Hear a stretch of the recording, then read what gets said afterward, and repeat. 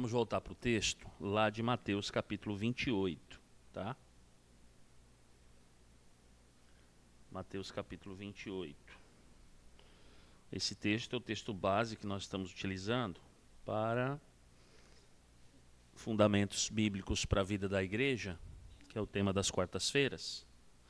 Os versos finais, de 18 até 20, e nós iniciamos o nosso estudo da semana passada com esse texto. Eu vou ler mais uma vez, porque daqui nós estamos extraindo algumas coisas que são importantes para o entendimento da igreja, cujo tema nós temos abordado, né, e vamos continuar abordando hoje, que é o tema do evangelismo. Tá?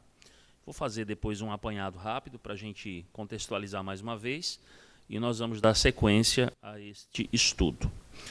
Mateus capítulo 28, verso 18 até o verso 20, diz, nesse texto muito bem conhecido nosso, né? É a ordenança de Jesus, é um mandamento para os seus discípulos. E diz o texto assim: Jesus, aproximando-se, falou-lhes, dizendo: toda a autoridade me foi dada no céu e na terra. Ide, portanto, fazei discípulos de todas as nações, batizando-os em nome do Pai, do Filho e do Espírito Santo, ensinando-os a guardar todas as coisas que vos tenho ordenado. E eis que estou convosco todos os dias até a consumação do século. Amém. Bom, como eu disse, nós começamos a abordar o tema do evangelismo na semana passada, tá? E das primeiras coisas, dentre 4 que eu desejo abordar com vocês, a primeira, logicamente, nós já fizemos isso, foi definir primeiramente o que é evangelismo, tá? Então nós começamos a pensar naquilo que era evangelismo, o que queria dizer, né? Como nós estamos de fato entendendo isso, definindo isso, e o que nos pedem para fazer quando nos pedem para nos envolvermos no evangelismo.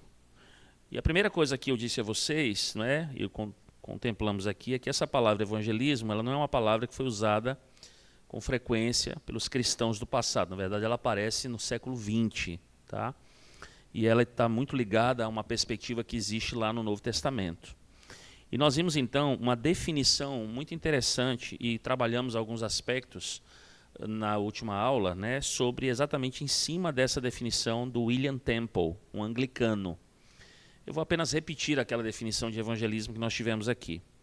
Evangelismo significa apresentar Cristo Jesus no poder do Espírito, para que as pessoas possam confiar em Deus por meio dele, aceitá-lo como seu Salvador e servi-lo como seu Rei na comunhão da igreja. E aí vimos algumas coisas que são muito importantes nessa definição de evangelismo, né? E vimos a primeira delas, que evangelizar significa dizer a verdade acerca de Jesus Cristo. Também falamos aqui que evangelizar significa apresentar uma pessoa, e logicamente é a pessoa de Cristo. Falamos que isso envolve uma dependência, essa foi a terceira coisa, e aí é pelo poder do Espírito Santo, porque de fato é ele que transforma os corações. O resultado do evangelismo não é produzido pelo homem, pelo servo de Deus, para aquele que ele envia para pregar e proclamar o evangelho, mas pelo próprio Deus. E aí, por fim, nós vimos que é necessário que haja, então, os elementos necessários, né, que são a fé e o arrependimento daqueles que ouvem as palavras, que ouvem a proclamação do evangelho. E, por fim, nós falamos que o evangelismo ele visa o discipulado, mas o discipulado ele deve ser feito aonde? Dentro do âmbito da igreja local. A importância da igreja, da comunhão da igreja para aqueles que são alcançados, logicamente, pelo evangelho, pela proclamação do evangelho.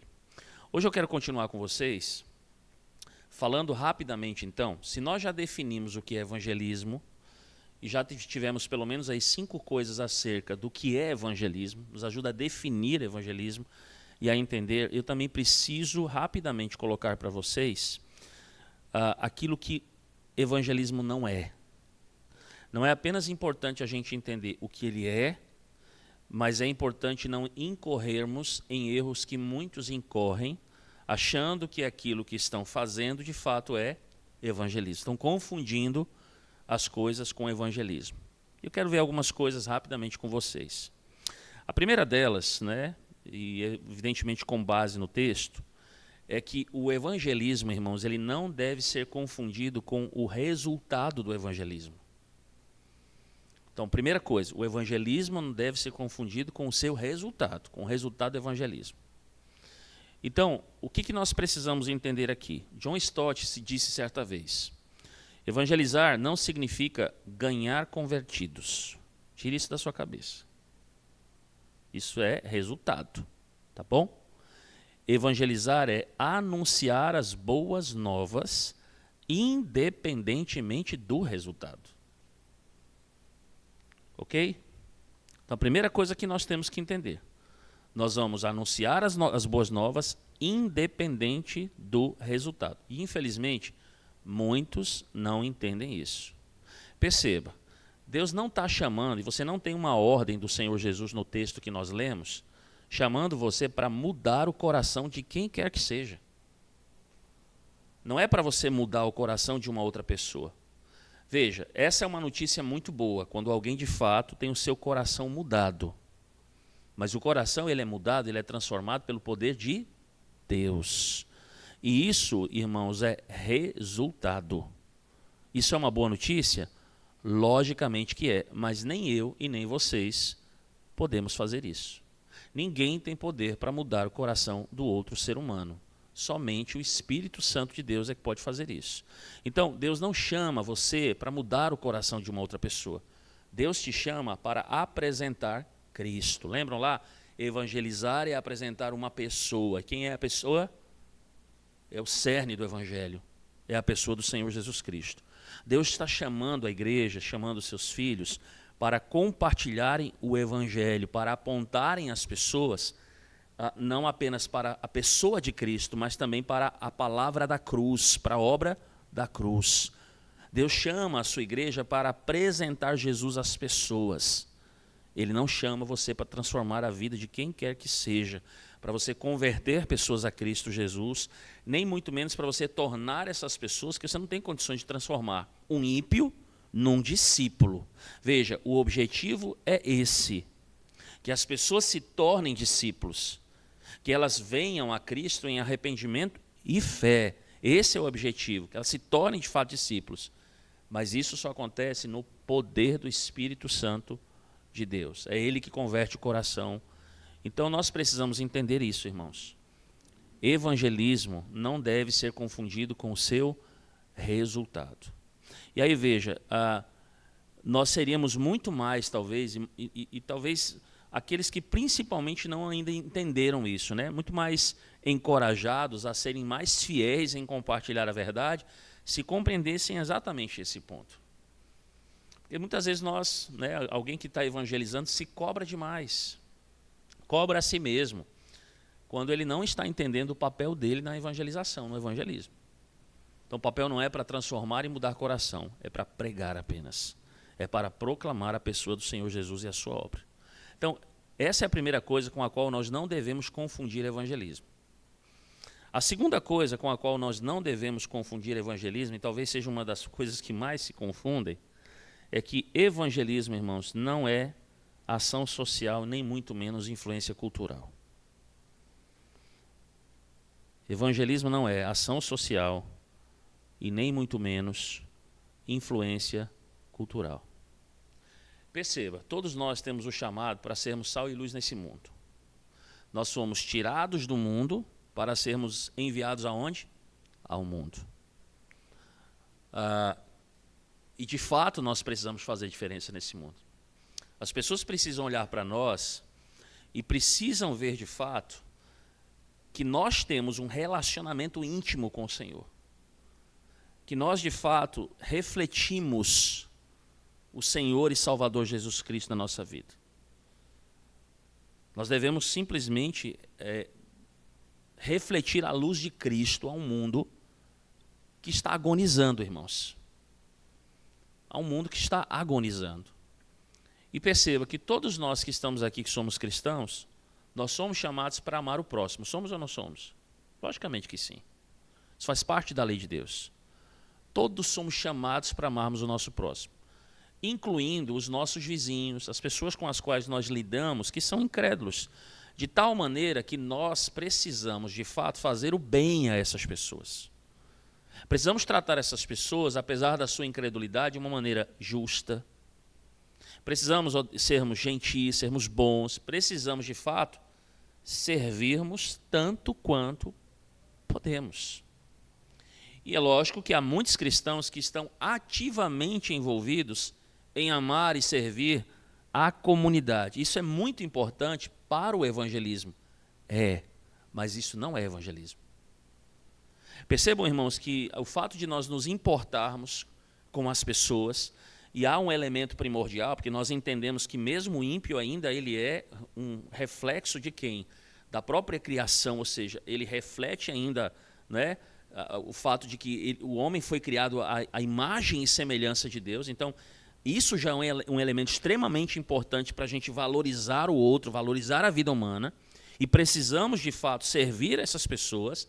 Mas entendam, a ação social, o bem que nós fazemos a essas pessoas, nesse sentido, irmãos, ele coopera exatamente e nos fornece um contexto apenas.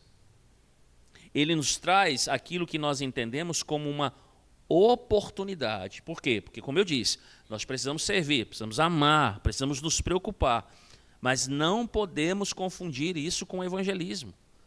Porque o evangelismo, irmãos, como nós já vimos, envolve dizer verdade. Ele não envolve apenas obras de amor e de misericórdia. Ele não envolve apenas sermos sal e luz nesse mundo. Ele não envolve apenas sermos uma influência positiva na nossa cultura. Não, irmãos. Nós também somos chamados para fazermos isso? Logicamente que sim. Mas, acima de tudo, nós somos chamados para proclamarmos a verdade. Então, veja. Essas coisas, elas estão relacionadas, mas elas não são a mesma coisa. Então, a ação social não é evangelismo. Não é evangelismo. O fato da gente poder causar algum impacto na nossa cultura não é evangelismo. Evangelismo é proclamar Cristo como Senhor e Salvador. E não é a mesma coisa. Embora caminhem e possam estar relacionadas entre si. Alguma pergunta, irmãos? Vocês vão se lembrar, na época da pandemia, que nós tivemos um trabalho por mais ou menos 2 anos e meio fazendo o quê? Entregando quentinhas. Estávamos errados em fazer isso? Não estávamos. Não estávamos. Mas uma das coisas que nós entendíamos que aquilo era o quê? Ação social. Aquilo não era evangelismo. A não ser que naquele contexto, como houveram algumas ocasiões que nos foram disponibilizadas, descíamos do carro e procurávamos falar o evangelho com um e com o outro. Então percebam, um contexto nos fornecia uma situação em que nós podíamos fazer também o quê? Falar de Cristo para as pessoas. Mas até pelo contexto da pandemia, por algumas situações que nós vivenciamos, até correndo risco de vida, correndo risco de morte, na verdade, nós preferimos, na verdade, nos limitarmos à entrega de comida, a corrermos algum risco físico, como já havia acontecido. Mas aquilo, em sua máxima, era o quê? Ação social. Era um impacto na sociedade no sentido de dizer, olha, estamos aqui, estamos preocupados com vocês, estamos servindo vocês exatamente nessa área que vocês estão precisando. Mas não confundimos isso com evangelismo, irmãos. Tá bom? Bom, uma outra coisa que evangelismo não é, e aqui talvez alguns até possam criar algum tipo de contraponto, é que evangelismo, irmãos, ele também não é o seu testemunho pessoal de como Deus mudou a sua vida.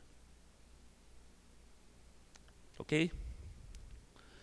Perceba, ter seu testemunho pessoal, aquilo que Cristo fez na sua vida, ele pode ser algo muito bom e você de fato deve compartilhar no contexto no qual você está dando um testemunho sobre Cristo. Vocês percebem onde eu estou tentando direcioná-los? Veja, é um elemento que pode ser importante de se compartilhar, mas quando você está pregando e testemunhando acerca de quem? De Cristo.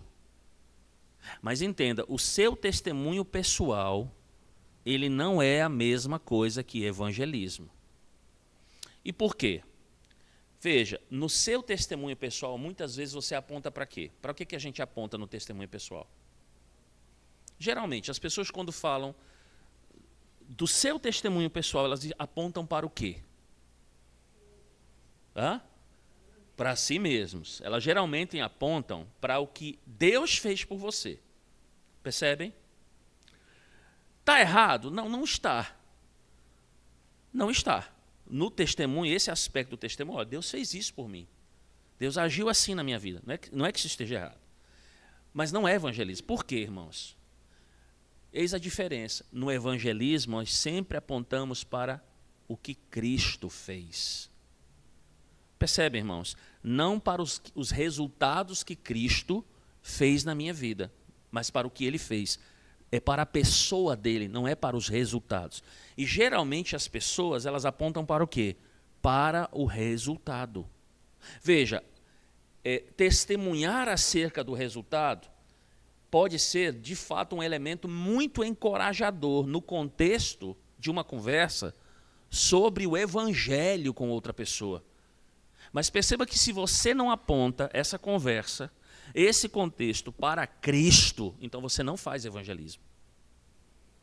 Você não faz evangelismo. Isso é muito interessante. Como? Pegue depois e faça um dever de casa.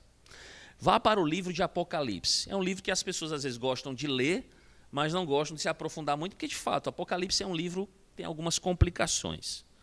Mas, irmãos, Apocalipse, se você pegar Apocalipse dentro daquilo que eu estou dizendo aqui, ele não é um livro relatando os testemunhos do que Deus fez em nós. Apocalipse, em suma, irmãos, é um relato do testemunho de Cristo. É de quem Cristo é e daquilo que ele fez. Isso é Apocalipse. Então, da mesma forma, irmãos, testemunho, ele é importante? Sim, dentro de um contexto no qual você está pregando quem? Cristo. Ele serve de estímulo para outra pessoa. Mas ele não é evangelismo. Se você não aponta para Jesus, se você não aponta para quem Cristo é e para a obra dele ficar na cruz do Calvário, você não fez evangelismo. Portanto, irmãos, evangelismo não é a mesma coisa que a nossa experiência pessoal e que o nosso testemunho sobre isso. Não é a mesma coisa que a ação social ou influência cultural ou ser sal e luz. Não deve também ser confundido com o resultado. Mas permita-me ainda dizer também que evangelizar, irmãos, não é impor as nossas crenças a outras pessoas. O texto que a gente leu, ele não fala exatamente sobre isso. Não é um ato, por exemplo, de coerção. Não é um ato coercivo. Isso é muito importante, irmãos. Por quê? Porque quando você olha para a nossa cultura, supostamente tolerante, existe uma tremenda intolerância, ao mesmo tempo, com qualquer pessoa que sugira que todos devem, de fato, crer numa verdade ou não estarão com Deus para todo sempre. E isso, irmãos, é extremamente ofensivo para a nossa sociedade, que é supostamente tolerante, mas ao mesmo tempo intolerante. Então, para eles, você os estaria fazendo o quê? Coagindo, você está impondo as suas crenças aos outros quando você está compartilhando o evangelho. Mas veja, não é bem assim. Esse é um entendimento que o mundo tem. Mas isso não é verdade. Por quê, irmãos? Primeiro, porque, em primeiro lugar, não são as nossas crenças. Entendam o que eu vou dizer. Por que não são as nossas crenças em primeiro lugar? Porque não fomos nós que pensamos nisso em primeiro lugar. Porque não fomos nós, irmãos, que simplesmente concebemos essas verdades. As verdades foram concebidas por Deus e reveladas em sua palavra, promulgadas pela boca do próprio Filho de Deus. Nós não inventamos isso num certo dia de domingo, não é? Por exemplo, as nossas doutrinas e as nossas crenças, quando nós viemos para a igreja. Não foi uma invenção nossa. Nós lemos acerca disso aonde, irmãos? Na palavra revelada de Deus, inspirada pelo Espírito Santo. Nós não criamos nenhum sistema doutrinário que nós estamos impondo ao mundo, irmãos. Deus nos deu uma mensagem e simplesmente nós temos que fazer o quê? Compartilhar essa mensagem com o mundo. E isso é uma coisa muito diferente. Perceba, não é algo, irmãos, que nós cristãos inventamos e que agora nós estamos impondo ao mundo. E, logicamente, irmãos, nós não podemos, dentro desse aspecto, forçar ninguém a ter um novo coração, como nós vimos.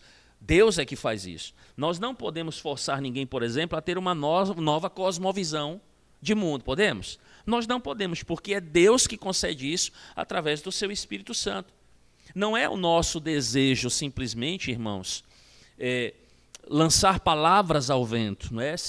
Lógico, nós amamos as pessoas, mas A nossa intenção, de fato, deve ser simplesmente pregar a verdade. Por quê?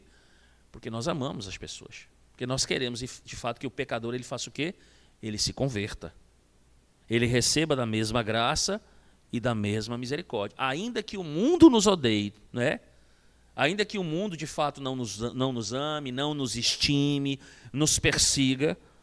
Perceba, o nosso grande desejo, irmãos, não é a coerção, não é? Na verdade, nós fazemos parte, como alguns teólogos, pelo menos um teólogo, ele vai dizer o seguinte, olha, nós participamos de uma grande conspiração. E não é uma conspiração para subverter ninguém, não é para dominar, não é para enfraquecer, não é para governar, mas é para que essas outras pessoas elas sejam abençoadas. Assim como nós fomos. Oi.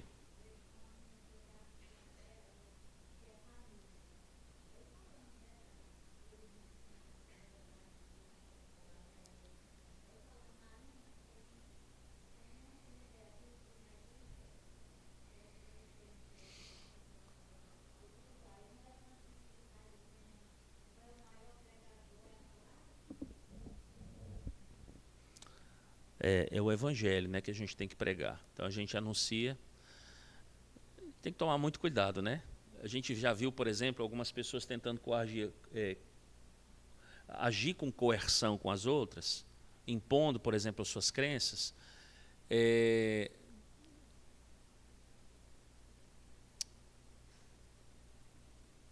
fazendo com que outros em suas crenças, na verdade, não criem simpatia, mas fiquem mais antipáticos ainda.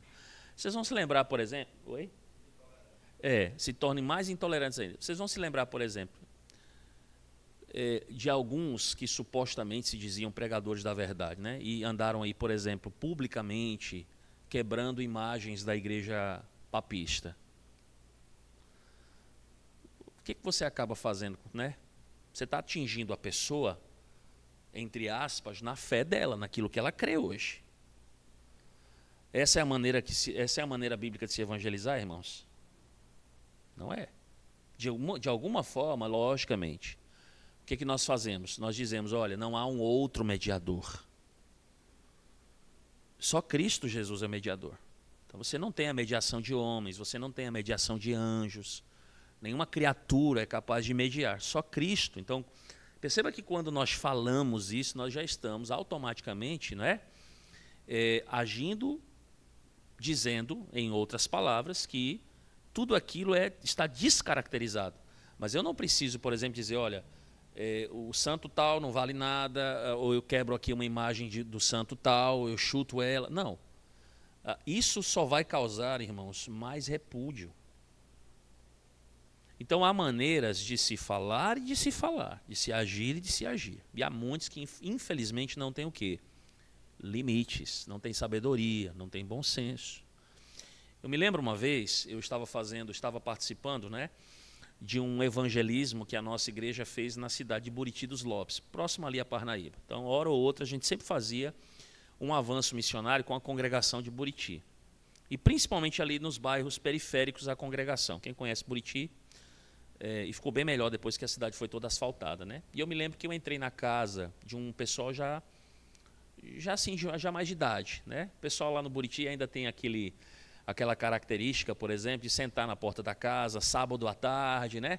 Finalzinho de tarde, 4, 5 horas aí, tá todo mundo ali na portazinha de casa, e eu me apresentei, eu sou o pastor aqui da congregação da Rua de Cima, tal. Queria conversar um pouquinho com vocês, e eu fui lá e preguei o evangelho. Conversei com eles sobre Cristo, né? Li alguns textos dos evangelhos.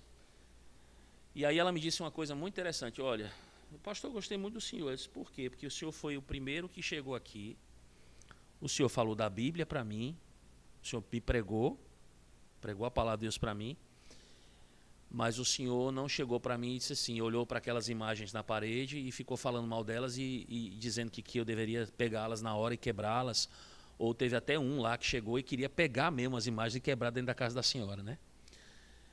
Então, assim, a diferença que existe nesse aspecto, né? A maneira que você aborda no evangelismo, você não está coagindo ninguém, logicamente, não deve agir com coerção, Nós não estamos ali como dominadores dessas pessoas, forçando elas a aceitarem o quê? A verdade. Mas ainda assim nós temos que fazer o quê? Pregar a verdade.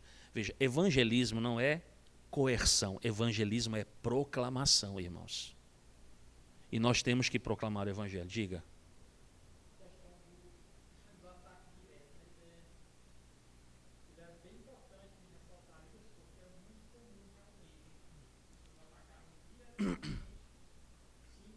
Símbolos religiosos, sim. Sim.